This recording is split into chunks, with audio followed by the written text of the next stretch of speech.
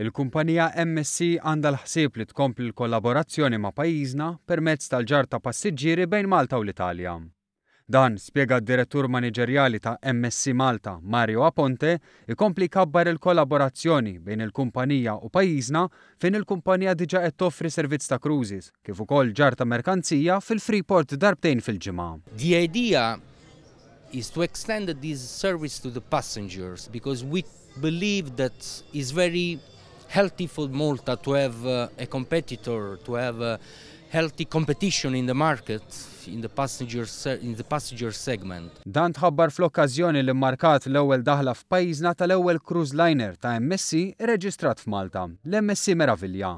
Cruise liner mill-aqwa li sal-aħħar tas-sena mistenni jġib lejn pajjiżna mal-150,000 turist. Fil-fatt b'investiment ta' 9 biljun euro, il-kumpanija MSC f'temp ta' 10 snin se tirdoppja l-flotta tagħha u titripla l-kapaċità ta' passiġġieri li ġġorr fuq il-cruise liners.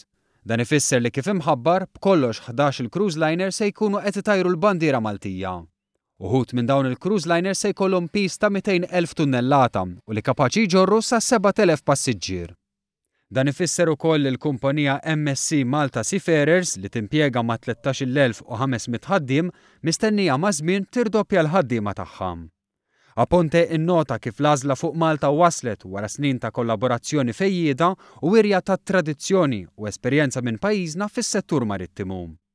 Aponte sostna kif il-wasla tal-MSC Meraviglia jimmarka l-bidu ta' era ġdida ta' kooperazzjoni bejn MSC u pajjiżna, kooperazzjoni li diġà hija b'saħħitha ferm kemm mal-awtoritajiet kif ukoll mal-entitajiet kollha involuti. Today is an important day for Malta and we should be all proud. I live in Malta, so I feel a little bit Maltese and it's for me it's special to have your flag on the top of this magnificent ship.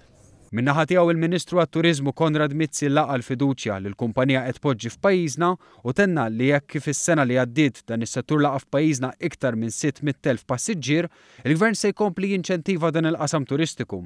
Dan anke permezz ta' titjib fl-infrastruttura tal-pajjiż biex dawk li jżuruna tkun offruta lilhom esperjenza iktar pjaċevoli.